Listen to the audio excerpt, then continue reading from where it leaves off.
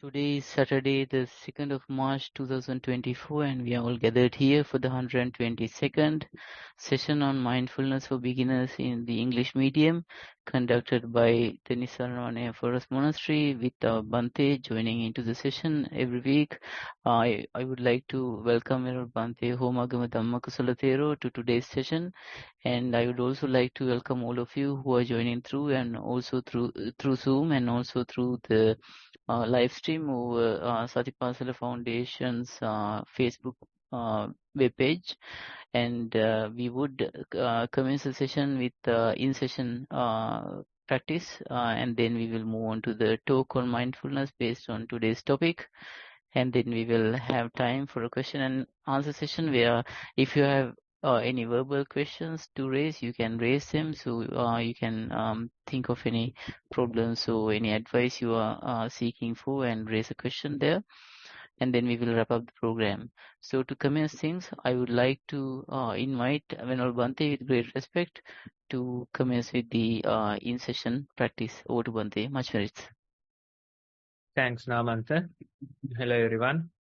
Let's start today's session with some walking practice. For this, we'll take maybe like 15-20 minutes of mindful walking. We'll try to do.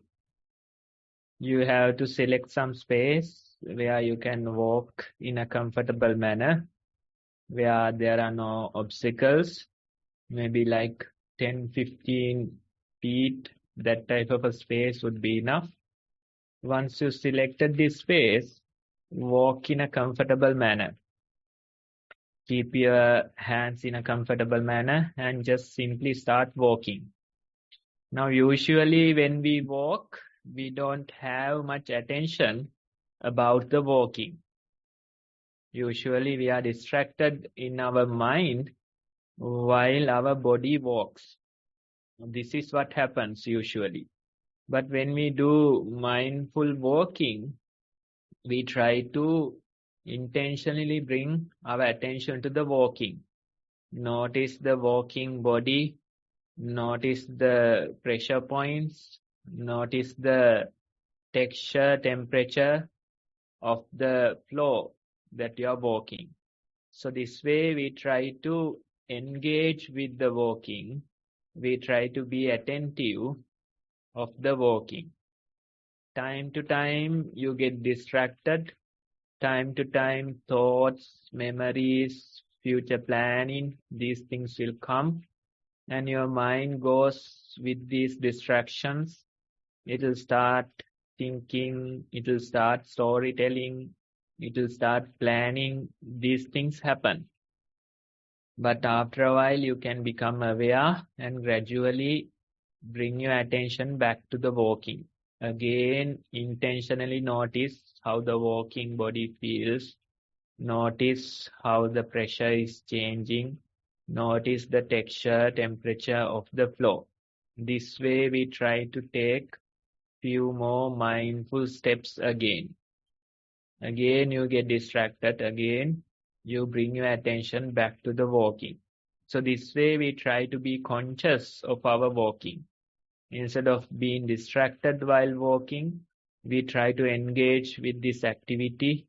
We intentionally bring attention to the activity that we are doing. So this way we'll try as a group to walk mindfully for about 10-15 minutes. Till you hear the bell sound, you can walk, then come back to your seating.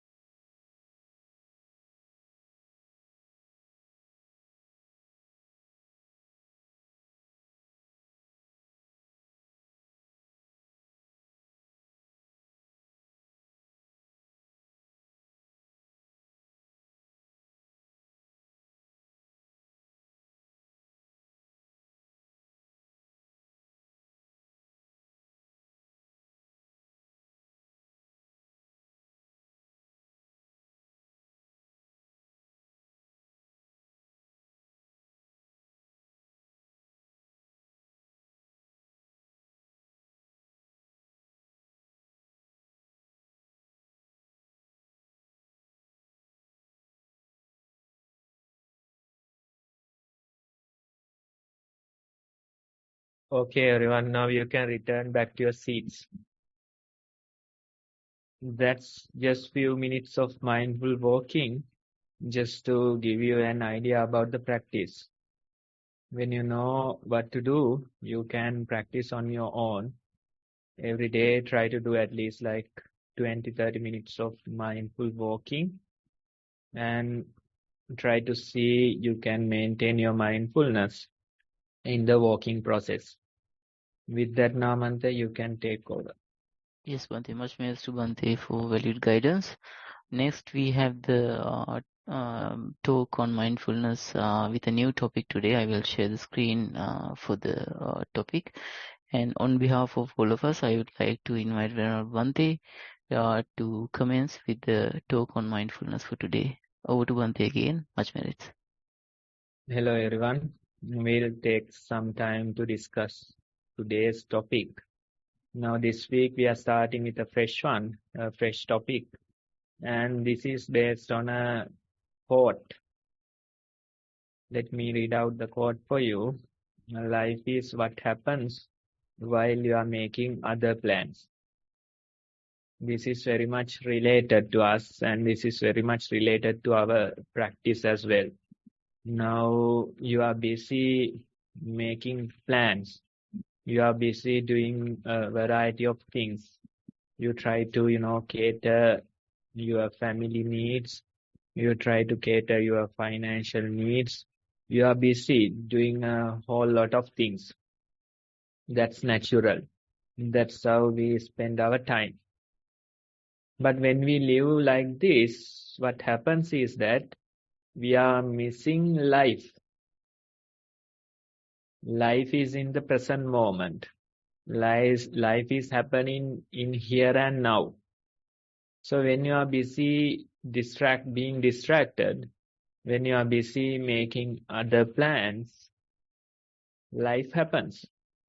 Life happens. So that's what this quote means. Life is what happens while you are making other plans. You are busy making other plans. You are busy thinking thoughts. You are busy with your inner chatter. You are busy with your problems while the life is happening. So in a way, you miss life while trying to, plan in your head. You try to plan a lot. You try to plan your life, but in a way, due to this very planning, you miss the life that happens here and now. So that's the issue with our mind. Basically, we are distracted. We are not attentive of the present moment. We think about a lot, a variety of things. We think about our problems. We plan the future. You do so many planning about the future while you are missing the life in the present moment. This happens. Now let me dig into some of the information that are presented in the field of neuroscience. They say that there is a function or a mode in your brain which is called default mode network. This method is there, or default mode network is there in your brain. So usually this default mode network, it is responsible of constructing this elusive sense of self. Neuroscience tells us that this is responsible. This default mode network is responsible for creating this elusive self, the sense of self, the construct of self. So what is this default mode network? Usually this involves, this default mode network is responsible for our survival. You don't have to think, you are not engaged with the activity. Instead, you are usually running in this default mode network. You do your things, but you are not attentive. You do your things, you are not paying attention. You take your meals, somehow it goes to your stomach. You take the brush, somehow you brush your teeth. You do your various activities, and somehow they get done. Your attention is mostly not there. So this mode or this way of doing things is called default mode network. Basically, default mode network is active when you do things in your daily life. When you are distracted in your mind, this mode is active. So that's what neuroscience tells us, that usually we run with this default mode network. Now, there is a way to get rid of this default mode network. How to get rid of it?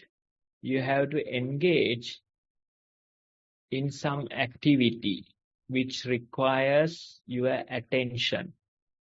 When you are engaged in exercising, when you are engaged in sports, when you are engaged in some activity which requires your attention, usually this default mode network is becoming less intense. Otherwise, if you just allow things to happen, if you function in your automatic way, then most of the time this default mode network is active. So this is the way, especially when it comes to meditation, the mindfulness practice. What are we doing? We intentionally engage with the activity. Let it be walking, let it be sitting, let it be your daily mindfulness. You intentionally bring your attention to that activity. You try to engage with that activity. You try to notice what is happening in the present moment. So in a way, meditation also helps to get rid of this default mode network. So this is very much real. This is in your brain. And when you are not attentive, when you are not engaging with the activity at hand, usually this mode is active. When this is active, you don't know what's happening. You don't know what you are doing. Instead, just simply, it's like autopilot mode. Things are happening, you are there, but you are not really attentive. You are not really attentive. So this way of working, this way of functioning is creating this elusive sense of self. You are not attentive, you are not paying attention. So it happens, things happen. So it feels like somebody is functioning, somebody is working, somebody is doing these things, but you are not really paying attention to the things that are happening. You are not really paying attention to how it is happening. So this process is active most of the time. If you want to get rid of it, the way is to engage in an activity at hand. The workouts, they will reduce the intensity of this default mode network. Or playing sports, they will reduce. Or practice of mindfulness as walking, sitting, or daily activities, it will help to get rid of this default mode network. So when you are engaged in the activity, usually this survival mode is becoming less intense. And the control or the energy or the activities come into the higher parts of your brain. We call it prefrontal cortex. So usually when you are engaged with the activity, the control comes to the higher parts of your brain. which involves thinking, which involves reflecting. So in a way, you have certain control. You know what you are doing. Otherwise, if you allow the things to happen the usual way, then the control goes to the lower parts of your brain. So this is very much real. This is in neuroscience. So you have to make sure that you are engaging with the activities at hand. Otherwise, what happens is that according to the things that are happening, you'll start to feel friction in your mind, stress in your mind, variety of thoughts happening in your mind. Without you even knowing, your mind, it worries. Without you even knowing, there is a background inner chatter in your mind. If you pay attention, you notice that it is about a family matter. Even in your mind, in the background, you are chatting all the time about this family matter. While doing so many other tasks, this is how you function. Somebody was sharing their experience. That person woke up in the middle of the night. And when she woke up, she noticed that her attention is with a family problem. So even during the sleep, there is no break. Even during the sleep, your mind is worrying, discussing, having inner chatter about a family problem. You wake up middle of the night and you realize your mind is in this thought. You wake up to that thought. So this is what happens. Without you being attentive, the things are under these modes or default mode network, and that's basically survival. It is always supporting the survival. Flight, fight responses are there. Those are the usual ways of functioning. Those are the usual ways of survival. So even without you even knowing, the planning happens in the background. Without you even knowing, inner chatter happens in the background. Without you even knowing, the historical fears are there in the background. So what you feel is the stress. What you feel is the anxiety. What you feel is that you can't function in your day-to-day life because you are continuously bombarded with these fears. You are continuously bombarded with this future planning. You are continuously bombarded with variety of family matters. So this is our mind. That's why it says life is what happens while you are making other plans.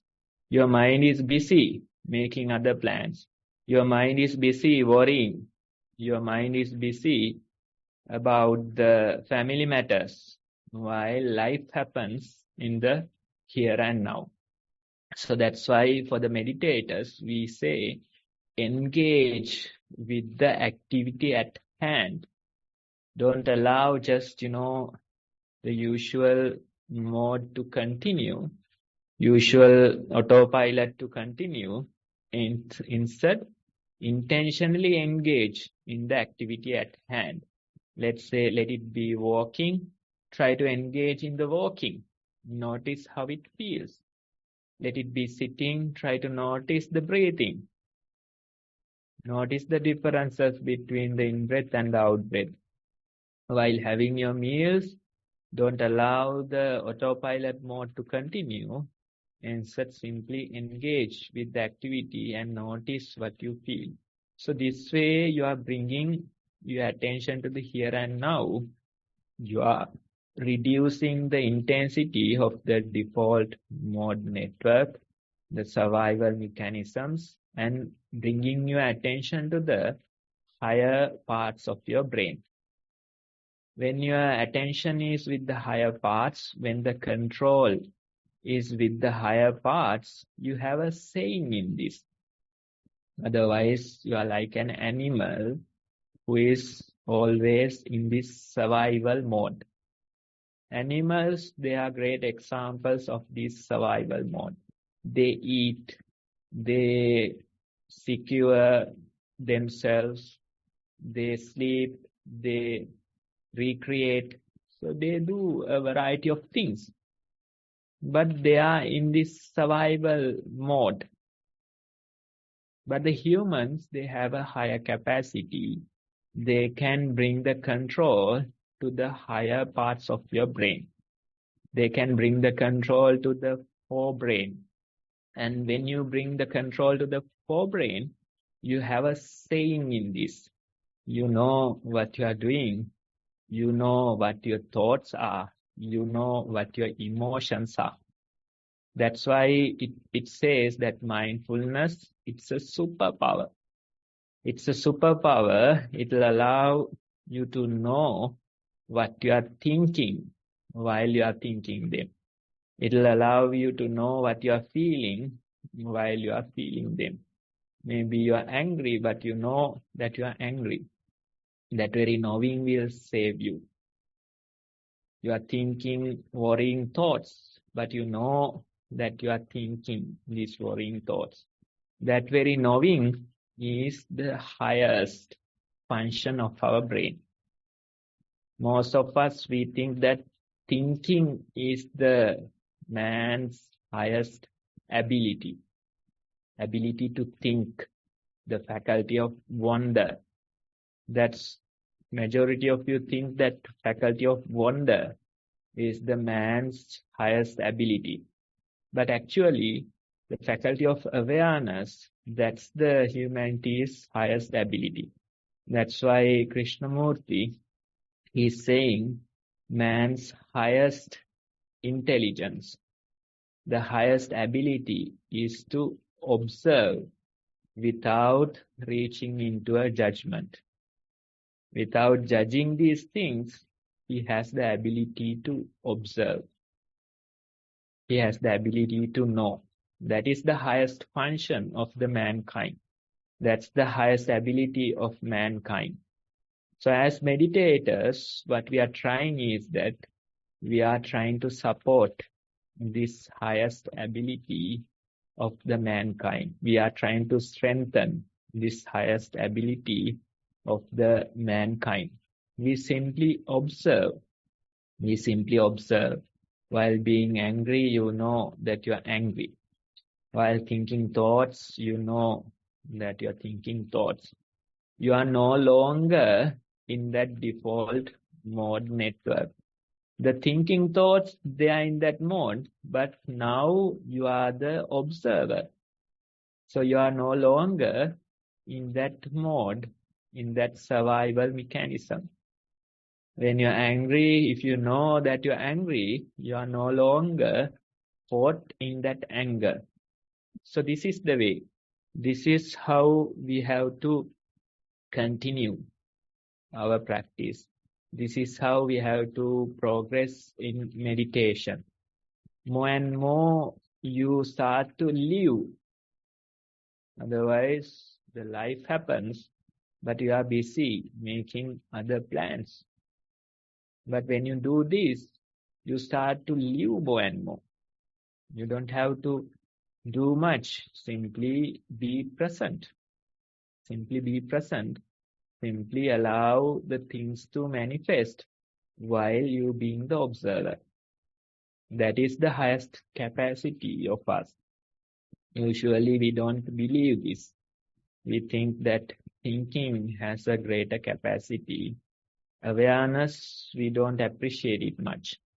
But you have to know that awareness, faculty of awareness, the ability to know without reaching into judgment, that's the mankind's highest capacity. And initially, when you start your meditation, this is very weak. That's why for a beginner, we suggest to simply know that you are breathing. Before you know that you are being angry, before you know your thoughts, start with the breathing. At least can you know that you are breathing? At least can you know that you are walking? At least can you know that you are eating your meals? That very knowing is important. You have to start there. That simplicity is important. Otherwise, you try to, deal with the anger directly. You try to deal with the thoughts directly while being deceived by them. It's not easy. It's not that simple. When it comes to thoughts, when it comes to emotions, they usually deceive us. So you have to start simple. You have to start with the breathing. You have to start with the walking. You have to start with your daily simple activities. Try to continue your awareness. Try to be the observer of few breath cycles. Try to be the observer of few steps. Try to be the observer of the daily simple task that you are doing. So this way, gradually, you have to develop. Gradually, you are developing the ability to observe few breath cycles. Gradually, you are developing the ability to observe few steps.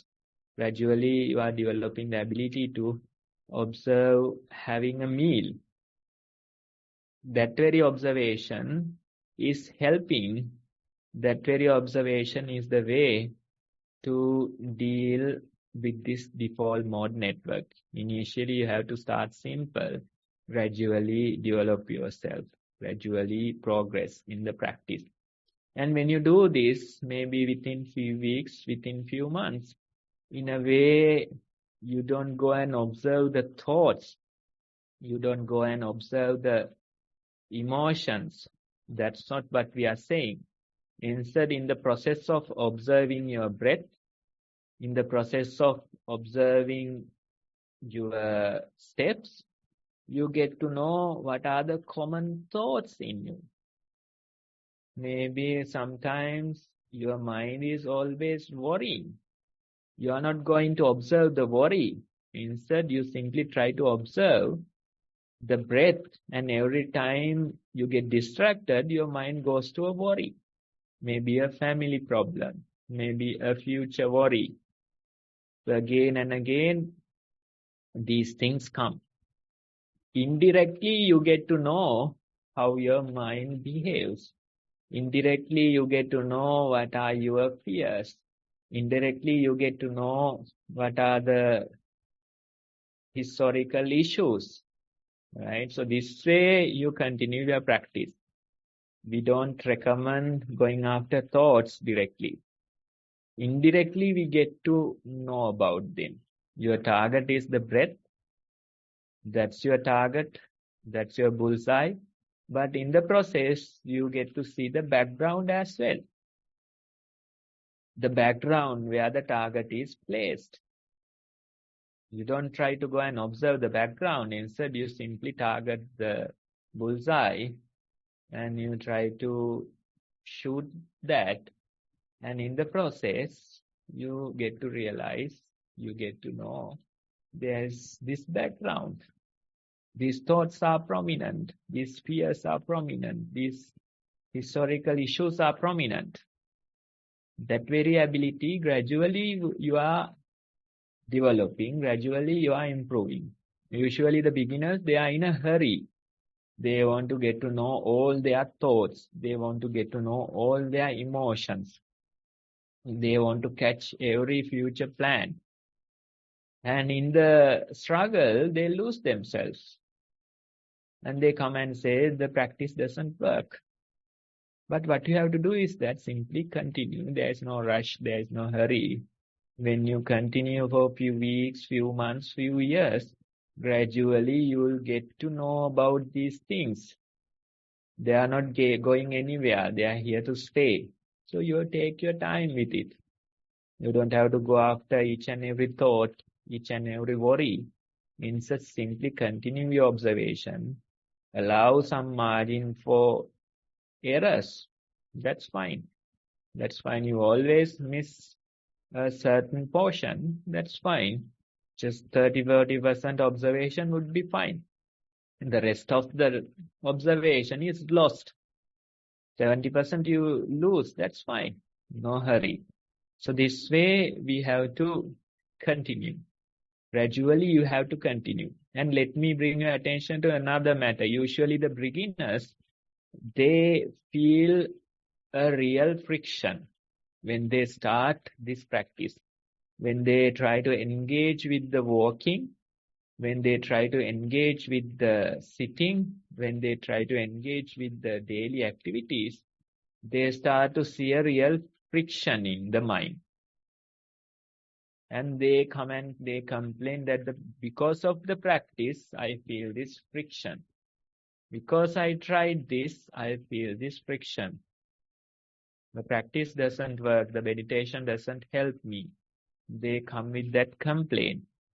But you have to know, you have been functioning in this survival mode for so long, for so many years. Once you try to reduce the intensity of this survival mode, naturally you feel friction from it. Naturally you feel that this survival mode goes crazy over you. That observation is natural for a beginner. But you have to be patient, you take your time with it. Gradually you continue with your practice. Within few weeks, you realize now you are becoming more and more comfortable being engaged with the present moment, being engaged with the present activity. You have been functioning in this survival mode for so long. When you try to reduce the intensity of it, when you try to engage in the activity at hand, naturally you feel friction. That survival mode, survival mechanism goes crazy on you. That's fine. You take your time, you stay patient, and within few weeks you realize you are becoming much better observing. You are becoming much better engaging. That ability will grow. You just have to continue. You just have to be patient. That way, if you practice, you realize now you start to feel less and less friction in your mind. More you engaged in the present moment, more you engaged with the present moment, you realize that more and more comfortable you become in your mind. Time to time, usual thoughts are there, usual worries are there, but you are no longer encouraging them. You are no longer fueling them. Instead, you are simply the observer. You are simply the observer. You are no longer encouraging, fueling those processes. So that way, when you bring your attention to the present moment, when you know these things are happening, the control goes to the higher parts of your brain. That survival mechanisms are still there, but you have much better control over them. And more you practice this way, the neuroplasticity or the connections, pathways between the lower parts and the higher parts of your brain are strengthened. And they say that it becomes much easier for the meditators to take control back to the higher parts of their brains. Time to time, the survival mechanism gets activated, but they have much better control. New pathways are built, and they can take the control back to the higher parts much faster. That ability is there. Now, in the ancient world, the cats, they were worshipped. And in some researchers about cats, they have found that cats have a great ability to relax their mind after these survival mechanisms are activated. They have a great ability to recover their mind faster. They are extremely sharp, Their survival mechanisms are sharp, but they can recover much faster. And when you even observe a cat, it feels calm and comfortable for you to observe. Whenever they walk, it feels like, at least it feels like they are walking comfortable in their body. Whenever they sit, it feels like they are sitting comfortable in their body. Whenever they do things, it feels like they are comfortable doing that. Even observing a cat, you feel calm and relaxed. That's why so many cat pictures are sold on the internet as well. Wherever you go, the highest demand is for the cat pictures on the internet. Why? Maybe because of this. That's why maybe in the historical world, the cats were worshipped. They have this ability. Their survival mechanisms are sharp. Their survival mechanisms can be activated swiftly, but they have an ability to take back control much faster. They relax their mind. They become comfortable in their mind much faster. So this ability, if you can develop, you too would be like a cat. While walking, you'll be comfortable in your walking. While sitting, you'll be comfortable. And doing daily activities, you'll be comfortable doing them. And whenever it is necessary, the survival mechanisms will be activated, but you have the ability to take back control much faster. That ability is important. That ability is crucial in this new age, because most of the time we are bombarded with a variety of fears. Whenever you go sit in front of a TV, your fight-flight mechanism might get activated because of the things you see. You worry about the wars in different parts of the world. You see tsunamis that happens near different parts of the world. You see earthquakes that have killed so many people. So watching these things, it's natural, even without us knowing, in our minds, these fears are working in the background. These fears are working in the background.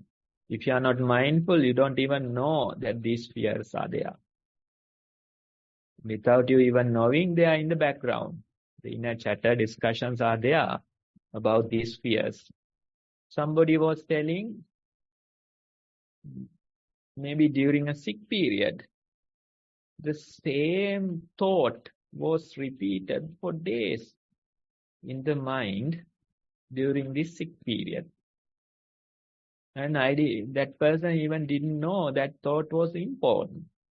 But that same line, same thought, same incident was repeated thousands and thousands times during this sick period.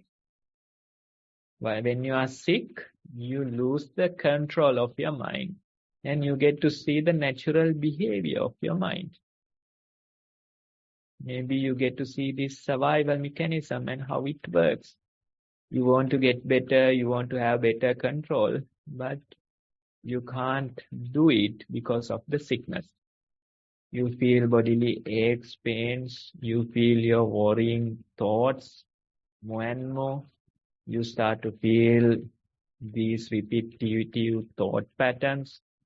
So again and again, these things coming and bothering you. Pains, aches are there in the body. Heat in your body if you are suffering with a fever. So these things are there and we don't like that. We would do anything to get rid of that type of a sickness.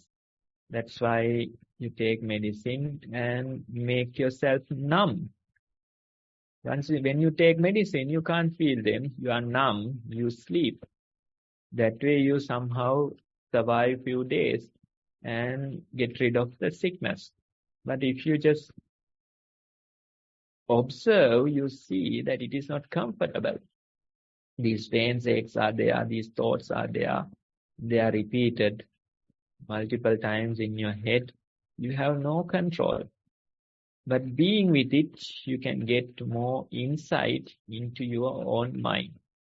You can see how the reality of your mind is. When you see that reality, you know how these survival mechanisms are running, how these fears are running, how these future planning are running, how the historical worries, incidents are running in your mind. So this way, we are ignorant in our mind most of the time when these things are happening. But the mindful practitioner, they try to develop this ability. They gradually develop it. They develop it and they see these processes in their mind. They see how these survival mechanisms are running in their mind. They investigate, they inquire. Patiently they inquire. Deeply they inquire. Try to see how this mind works. Try to see how these processes are happening in our minds. That very observation is important. There is no hurry. There is no real time limit for it. But you have to gradually start. You have to start today. If you are doing it, you have to start it here and now. Not in a future day, not when all the things are settled. That day won't come. Instead, start your practice today. Continue for 5-15 minutes and just let it go. Tomorrow also do few minutes of practice. That way, if you gradually continue, then in no time, you start to see how these processes are happening in your mind. How you are missing life while being busy in your mind, while being busy in your thoughts, while being busy in your worries. So that's the very idea. If you want to be peaceful in your mind, if you want to have some kind of a lasting peace within, this is the way. You have to let go of these survival mechanisms. You have to let go of this ignorance and try to be aware. The light of awareness you have to develop. That very light will create more and more peace within. Thank you for listening. And here I am going to end today's talk. Thank you very much, and much thanks to Bhante for a very yet another deep and great explanation of mindfulness based on this topic with what happens while you're making plans. Next, we have the question and answer session to happen, and I would like to invite Anupama to commence the session. I would share the screen for the introduction to beginners. Thank you, Namanta. I hope you can hear me clearly. Good morning, everyone. Thank you, Bhante, for that wonderful talk. A lot of points to take from that, as usual, for our day-to-day practice. I'd like to start the Q&A session by reminding everyone of the information with regards to where to find the instruction videos. As you can see in front of you, if the mindful walking, mindful sitting is available on YouTube. We would recommend that you allocate a small time daily and start practicing mindfulness with walking and sitting. And once you've continued this for a few days, after at least 2 hours of each practice, the next step is to write down your experience in a reflection report. You can either do this as a statement or in question format. We would recommend that you write under titles, mindful walking and mindful sitting, and describe what you felt when you were walking and sitting. For example, you can comment on your posture, the prominent sensations, what it felt like as your feet were touching the ground, the texture, any pressure points on your soles, how your body shifted from one leg to another, etc. When you're doing mindful sitting, again, there are sensations such as pressure points and incoming and outgoing breath through the nostrils and the movement of your abdomen, for example, that you can comment on. Once you've done your report, kindly submit it to us via a Google form or using the email shown on the screen. And finally, continue your mindful practice according to the advice that you receive once your report is submitted. Bhante will give some wonderful feedback for you to take with you so you can improve this as you go.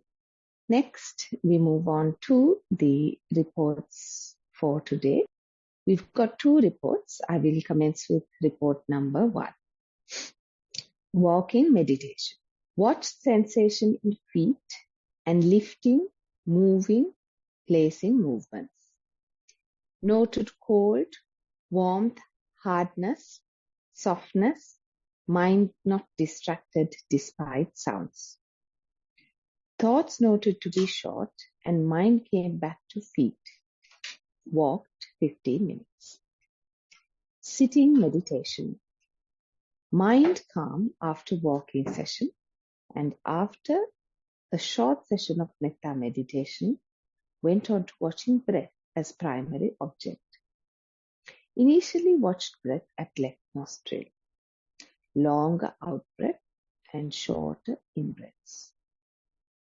Breaths became shorter and equal in length soon, with no gaps, and disappeared to reappear at right nostril close to the eye.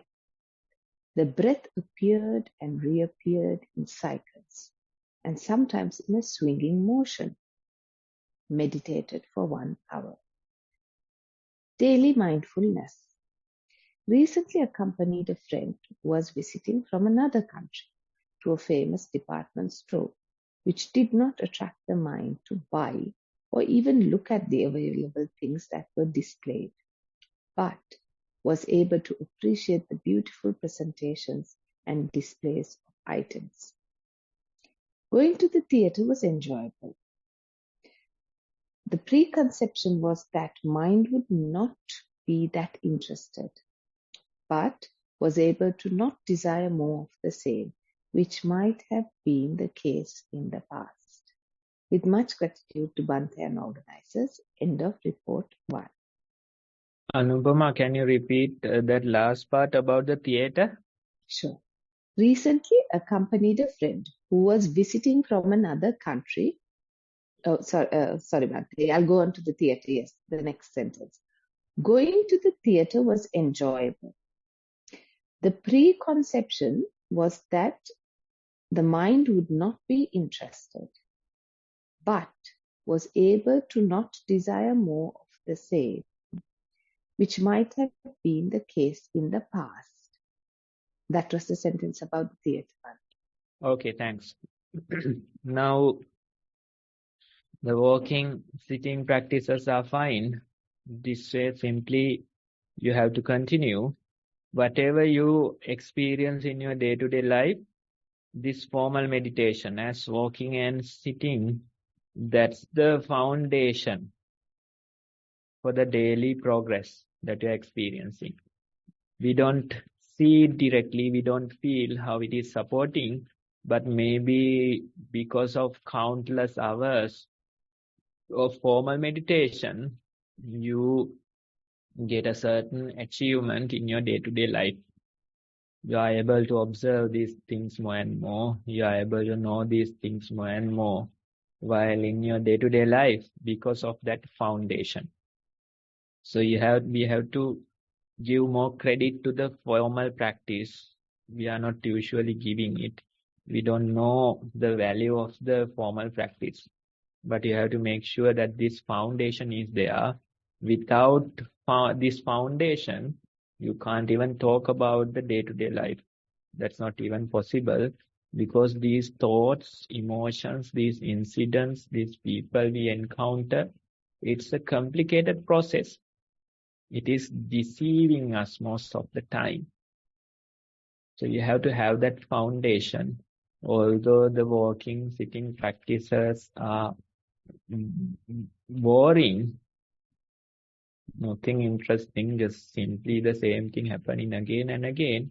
That very foundation will support you. With that foundation, you can gradually approach the daily life. And when you approach the daily life with that foundation, you start to see how certain occasions are met with your mind. Sometimes you think that department stores, you go, but there's no real desire to buy. You go around it, you enjoy the display, you appreciate the presentation, but there's no real desire. So that was your experience. So that's good. Sometimes that's how the mind works. And maybe some other day, the usual, the greedy behavior will come. It will start, ask for various things. It will start to be greedy and, wanting to buy. So that too is fine. That too is fine. Don't try to suppress. Just simply know, today I'm greedy.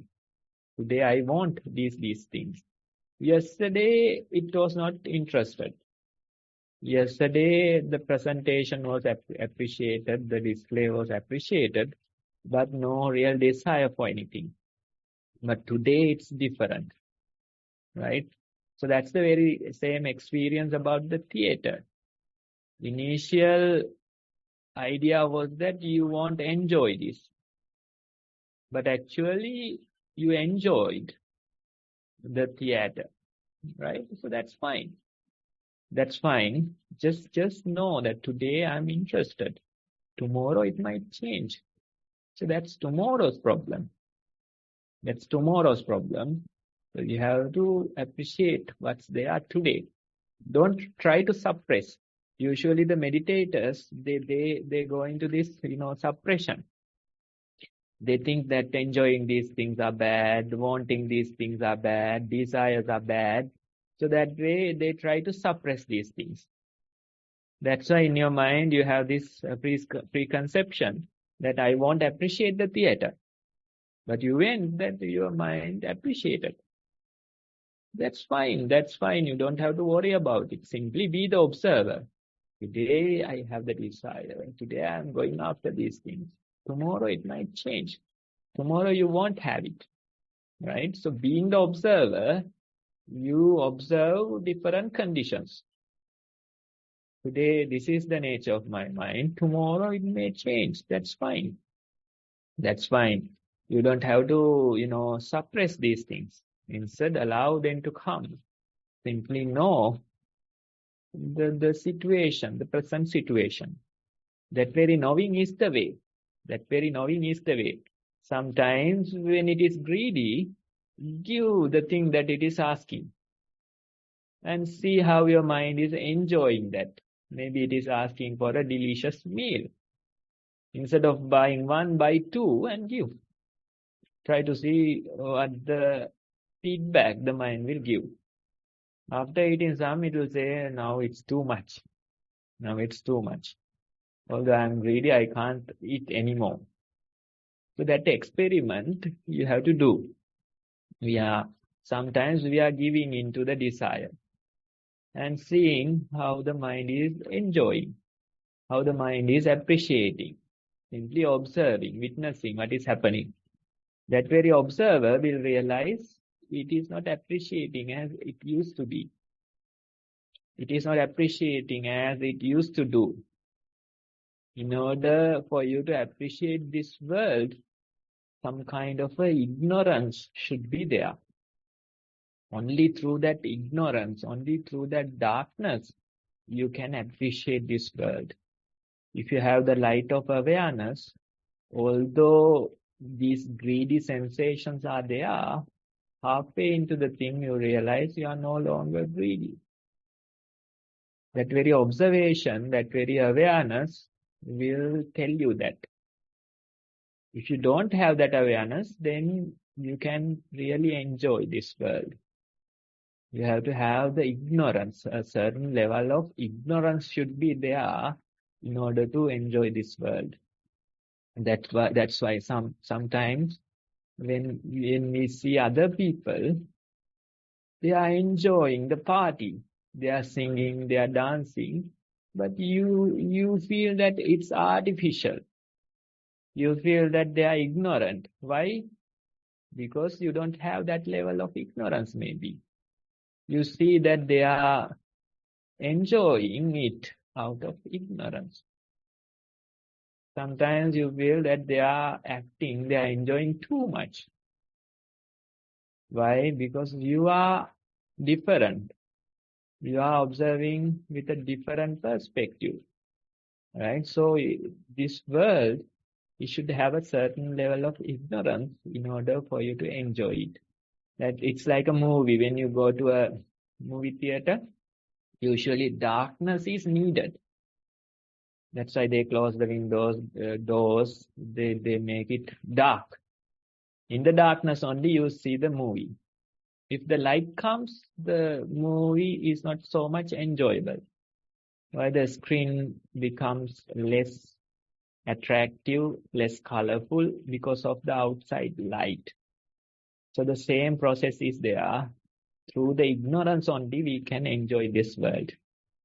When you bring the light of awareness, anything, although they are so pricey, although they are branded so much, anything you can't enjoy it so much.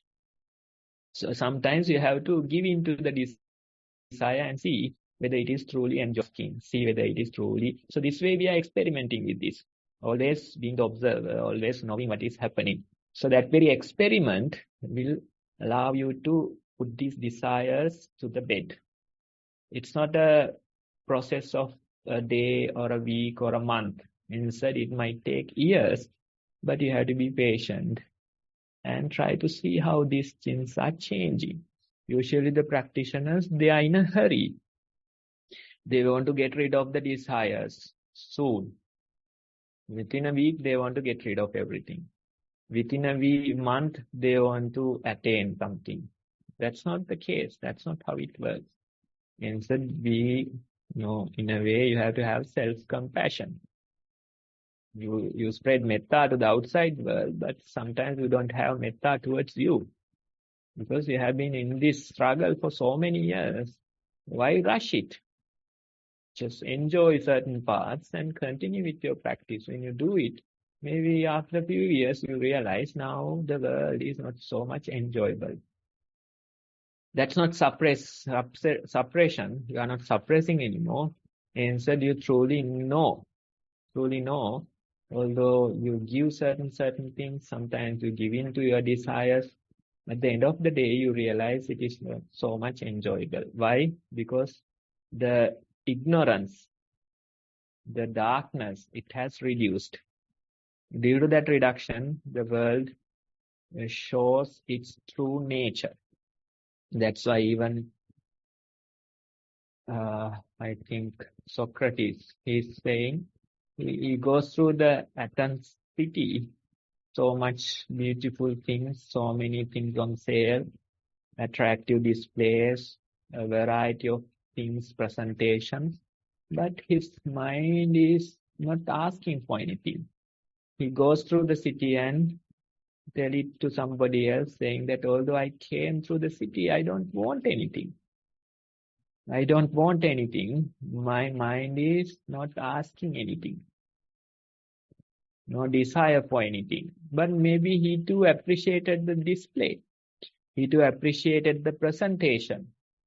That very appreciation is there, but at the end of the day, deep in your mind, you know that these things, they don't have real essence in them. No real essence in these things. No real value in these things. That very knowing, you have to know, maybe with trial and error, you have to know.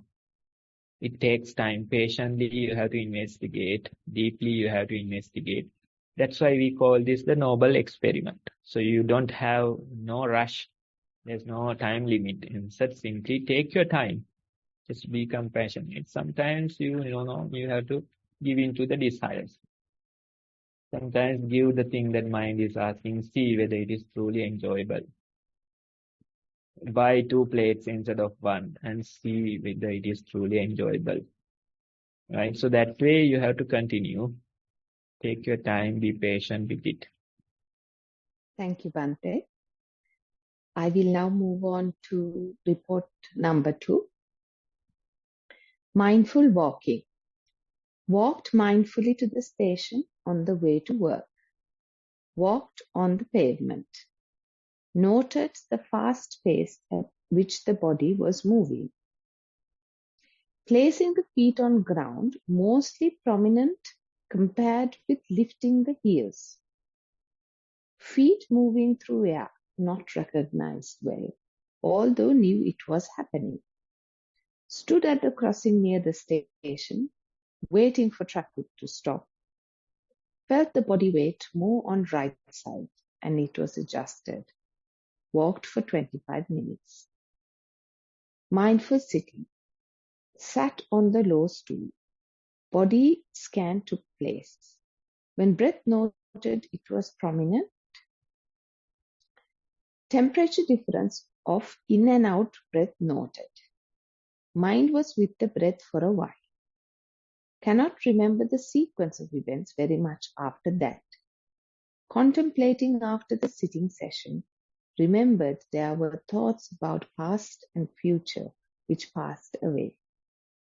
There was also an uncomfortable feeling in the body at some point. Not sure if posture was adjusted. Sat for 50 minutes. A peaceful feeling lingered afterwards. Mindfulness during the day. There were few times when the mind wanted to match what the others were sharing with own similar experiences.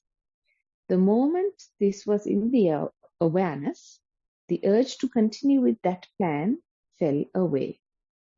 It would have only got all of us to add more to own stories, and the conversations would have extended for a lengthy period with no real aim other than showing off. This happened few times in the week, and most of those events were noted with mindfulness and had not given into the urge to match others' sharing. Of course, there were a couple of occasions where the mental proliferations and reactions took place. It feels like life is taking place in cycles and not in a linear way. There is less guilt in mind when mistakes happen, and mind returns to a neutral or peaceful state a bit quicker. Dear Bante, looking forward to your valuable feedback. Much merit to you and to the organizers. End of report 2. Okay, the walking part especially attracted my attention because that's the daily task that you have to do anyway. So this is being skillful about the practice. You have to somehow incorporate the practice into your daily life. So this type of a walk, every day you are walking. When you have to anyway travel to the station, so why not walk those 20 minutes mindfully? So everybody who are here, if they are skillful, they can find such opportunities in their daily life. Anyway, you are doing something, why not do it mindfully? Anywhere you are walking, why not do a mindful walk during that time? You might have to change your behavior a bit. Maybe instead of taking the bus, you walk. That choice you have to make, right? So that's how you can create those opportunities. Maybe sitting with a friend, you sit alone. That choice you may have to make. So somebody made a similar comment. That person was saying that every day for 40 minutes traveling in a bus, going to work. So every day these 40 minutes I spend in a bus seated. So instead of being distracted, instead of allowing that default mode network to take control, that person made a conscious choice to do a sitting session during that time. So every day, 40 minutes of sitting in the bus. Bus is noisy, people are moving here and there. You feel your thoughts, body is seated, sweating. But among all these things, you are simply being the observer, witnessing what is happening in the present moment. So that very ability is important. You have to be skillful. Otherwise, opportunities won't come looking for you. You have to go and find opportunities for you to practice. That's the way. That skillfulness is important. You are missing so many chances because you are only complaining. You are saying that I can't do, I don't have time, I can't do for my practice, blah, blah, blah. You are saying, but in the meantime, you are missing so many opportunities. If you simply be aware, you can notice so many opportunities for you to practice. If you simply reflect upon your daily life, daily schedule, you may find so many opportunities for you to practice. So that way you have to be skillful. That's the first thing I want to mention. Then about the second part, that sitting, not the sitting part, the daily activities. Daily activities, when you work with others, you realize most of their things, it's about, sharing unnecessary things, showing off, energy is so wasted because of these things. They, in a way, they are acting. They are presenting a great thing. They are acting so seriously. Maybe they don't even know that they are acting. That's the issue. Now, when you try to be mindful, you realize these things, they don't add any value. People just talk for the sake of talking. They come to a meeting, they talk everything and anything except for the theme, except for the topic of the meeting. So that's what happens most of the time. When you are mindful, you start to realize, you start to notice these things. And the natural reaction is aversion in your mind. So for the practitioner, initially the aversion comes. These people are wasting our time. These people are sharing these useless things. These people are showing off. That way the aversion is the result. So being ignorant is much easier. Why? No aversion is created. As soon as you know, then the aversion comes. So that's a complaint from the practitioners. They say, earlier I was fine. I was ignorant. Now I know, and as a result of that knowing, there is aversion in my mind. But that's just a phase. You have to be patient, continue this process, know that these people are wasting their time and energy, know that this is simply, showing off. With that knowing, with that awareness, you continue. Sometimes you too have to get involved. That's fine. That's fine. Again and again you continue. And when you continue like this, one day you will reach a point where you are simply there, but your mind is not agitated because of these incidents. You are in the meeting room. You are not participating with that waste of time and energy. But still your mind is not agitated. You simply know that these things are happening, but even in your mind, you are not fault finding. If somebody asks what they discussed, then you reflect and say, okay, this was a discussion and it was a waste of time. But at the moment, you didn't really feel any aversion or feel any fault finding in your mind. It becomes just like a dream. Now, in your sitting session, during experiencing those thoughts, mental images, you didn't feel it. During that uncomfortable period, you didn't feel it. Only after reflecting, getting up from the sitting session, you realize there was a certain patch where I was uncomfortable. There were certain occasions where the thoughts came. Only after reflecting back, you realize these things. So imagine that is the same thing happening in your meeting room. You are simply there witnessing, involving when it is necessary, but simply your mind is not fault finding. It is not agitated due to these incidents, due to the other people. You finish the meeting, you come to your seat, somebody come and ask you, did they discuss anything worthwhile? Then you reflect, you realize nothing was there. I hope you get my idea. During that sitting session, thoughts came, you were not agitated.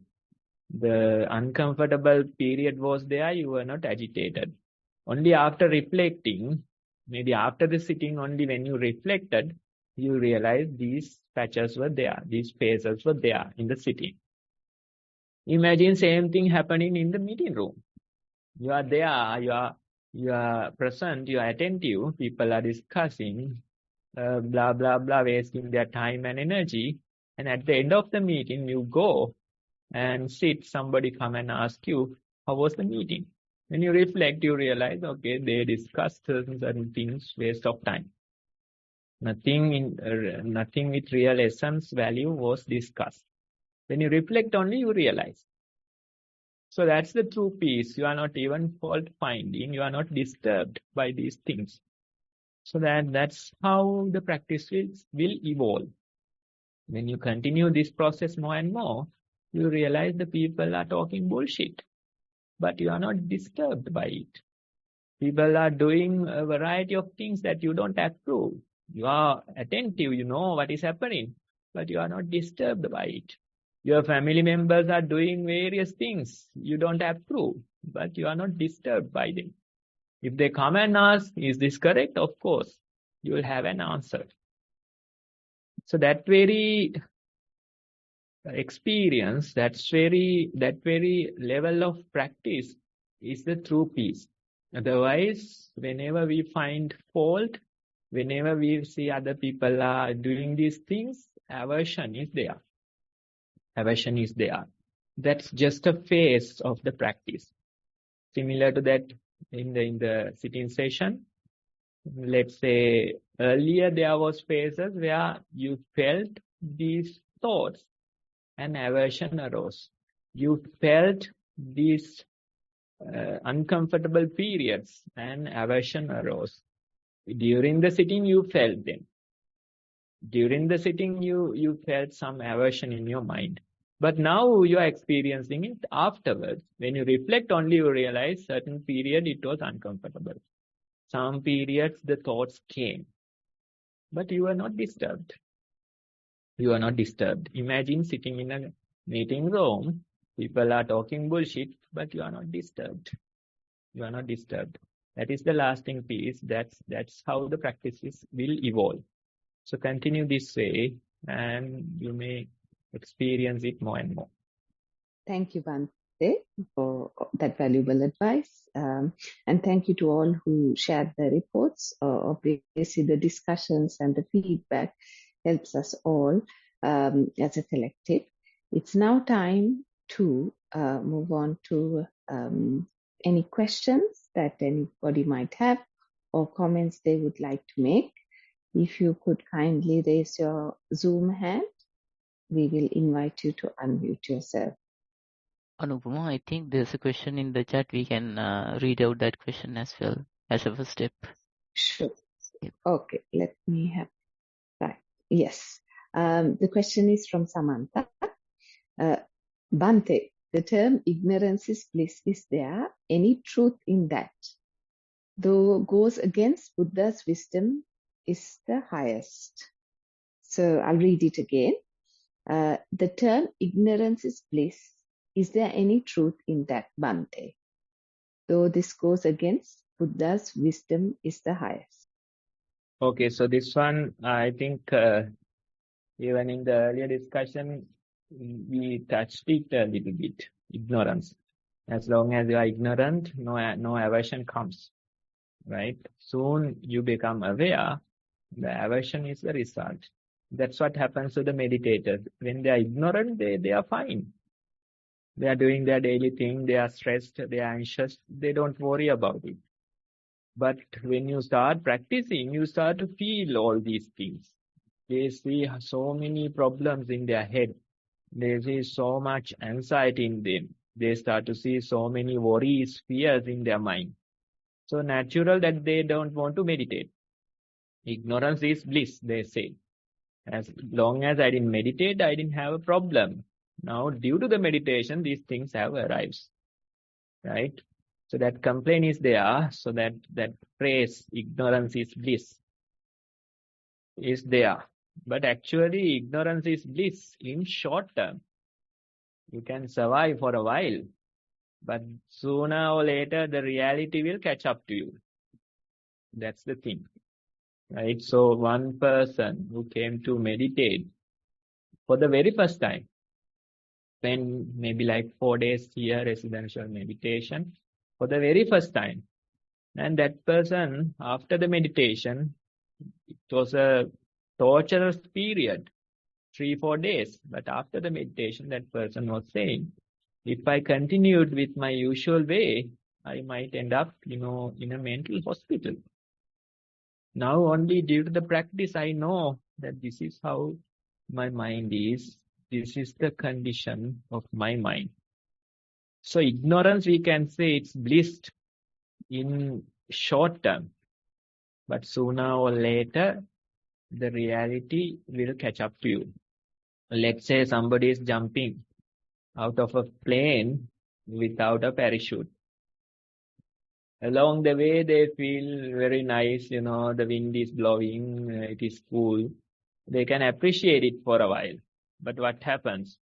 Soon you are going to go and hit the ground. Right? So there's this very nice Sinhala song is also there about this. So along the way, for a few minutes, you appreciate the wind. You are ignorant. What's going to happen to you? You are ignorant. So you appreciate, but soon you will hit the ground. When you hit the ground, you realize what has happened to you. Right? So that's the thing. Ignorance could be bliss in short term, but it's not a lasting solution. It's like flying through the air part. For a few minutes, you feel this breeze. For a few minutes, it's a nice experience. But soon you are going to go and hit the ground. So when the reality catch up to you, it's not so comfortable. So before that day comes, you have to do something about it. If you allow the reality to catch up to you, maybe you'll end up in some difficult situation. Maybe as per that other person's comment, maybe in a mental hospital. Then it might be too late. So that's why we say ignorance could be bliss for a while. But you have to find a lasting solution. Lasting solution requires some endurance, some patience, some courage. Those things are required. But it's a worthwhile exercise. Now, even earlier I mentioned something about being sick and suppressing these things, right? Taking some medicine and make it numb. That would be much more comfortable for you. That's what we do when we are sick. We take some medicine, we make it numb. Then you spend 1 or 2 days, you are better. But going through the sickness without medicine, sometimes it is torturous. Going through a cold or a fever without medicine, it is torturous. But you get to see the reality of your mind. You get to see the reality of your thoughts. You get to see the reality of your fears. When you lose control in a sickness, all the fears come. All the suppressed thoughts come. All the historical incidents come. Maybe like 20 years old. Still they come when you are sick. That tells us something. Right? So when you are sick, it's like a deep meditative state. Even doing the formal meditation, one day we reach that level. During the sitting, you feel this whole process. You forget your present location. You don't know where you are. You are lost in this dreamy kind of a experience. You feel all your fears, worries, past incidents, people who have passed, right? All those things come to you. So that's a deep meditative state, right? Maybe like doing so many hours of meditation only, you get to experience it. But even when you're sick, that's the same thing happening. Usually sickness, we don't like, we suppress, we make it numb with some medicine. But if you are able to go through this sickness, instead of ignorance, instead of making it numb, if you can be aware through this, then you will come with much more insight into yourself. You will emerge from the other end with much more insight about yourself. So that's one of the occasions. The ignorance would be better. Take some medicine, make it numb, and survive for a few days, and the cold will be gone. But if you had to go through without medicine, then you will feel the real process. You will feel the message the sickness is telling us. Everything, they have a message within them. They are here to teach something, but usually we don't listen because we don't like those things. We don't like the reality, right? But if you go through such experiences, I am not suggesting not to take medicine for anything. I'm just saying experiment with the simple cold.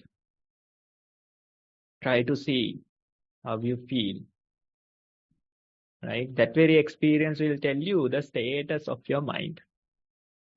Some medicine, some occasions you have to take medicine. We're facing accidents, you might have to go to the hospital. That's fine. I'm just saying about these minor illnesses that every month or two you get some illness, right? So when you face them, try to choose the awareness instead of the ignorance. When you choose the awareness, it's not easy, but it's a worthwhile experiment. You'll get much more insight into yourself. So ignorance is bliss in short term, but soon the reality will catch up to you. Thank you, Bhante.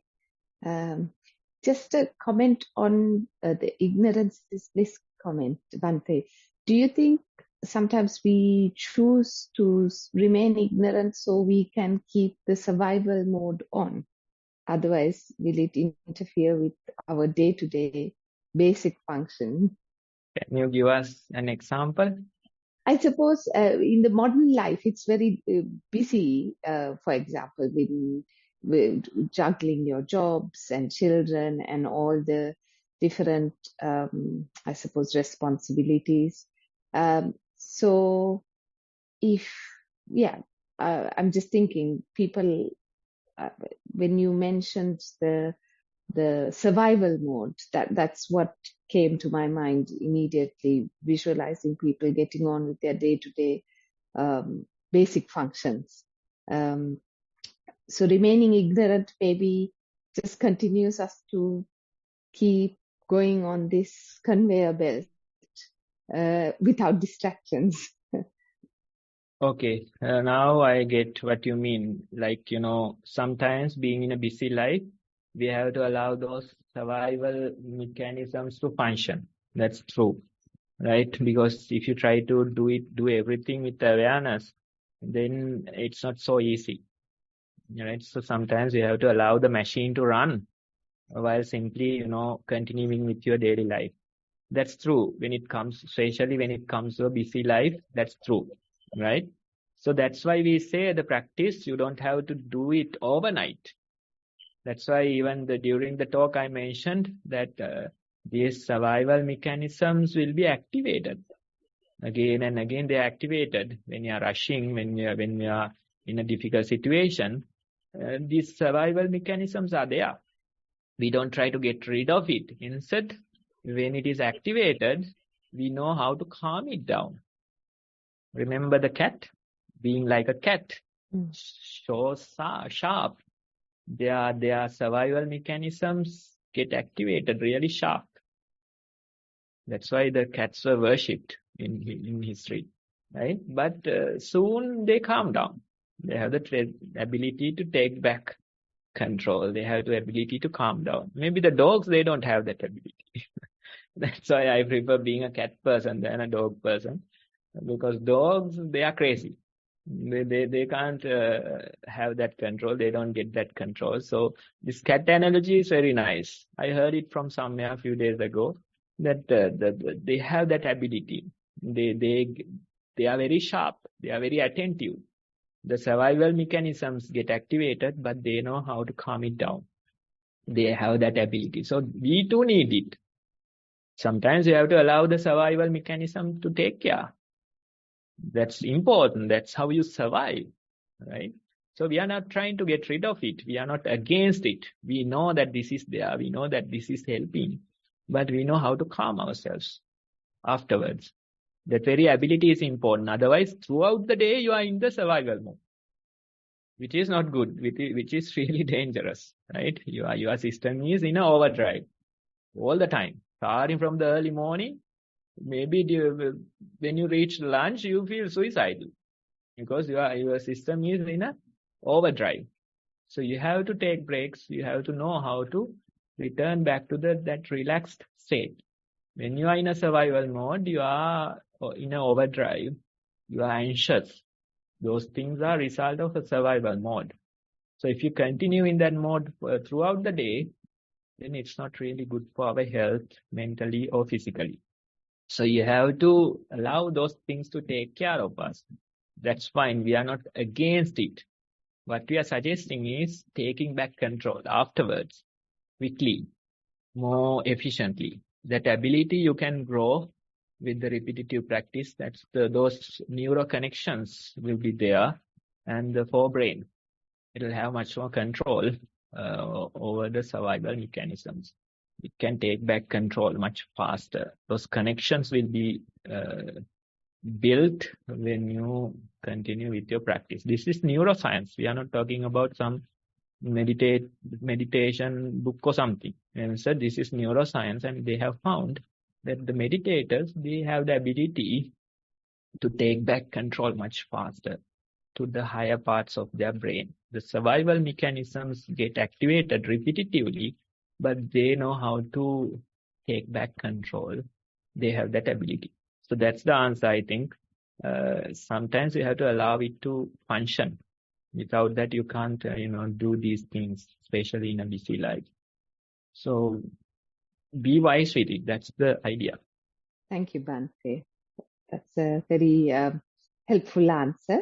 I'm sure to a lot of us this applies. Do we have any other questions? Maybe we can wind up. I think we are past time as well. Thank you, Bhante, and much merits to everyone.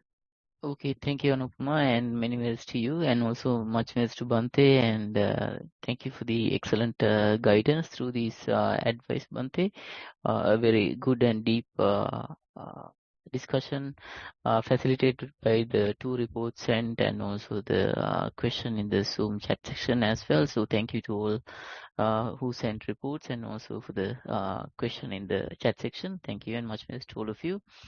Now we are coming to a conclusion of the program. I would like to associate merits to Venerable Bhante Homagama Dhamma Kusala Thero for spending time and effort and providing us with valued insight in this session. We wish these merits will have a positive impact on Venerable Bhante's own practice of mindfulness, and wish that Bhante will also reach Bhante's own mindfulness goals quickly. Furthermore, we would like to thank the Chief Abbot of the Nissarana Vanaya Forest Monastery, the Most Venerable Bhante Udayagama Dhammajiva Mahathero, for insightfully requesting a program like this to be formalized. And we can see the value it is adding every week to our training on mindfulness. Then I would also like to thank all the organizers, including Anupama, who did the Q&A today, for working behind the scenes and sustaining the quality and continuation of this program. And I would also like to thank very much the attendees who joined through Zoom for providing us a reason and backbone for the continuation of the program. So without you, the program will not be happening.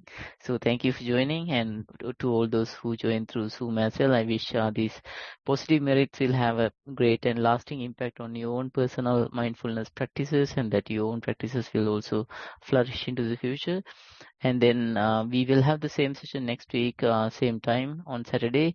And I would wish that you all have a happy and mindful week ahead, and that these trainings or learnings or insights you gathered today will be practiced, and you will gain benefits of wisdom through all that.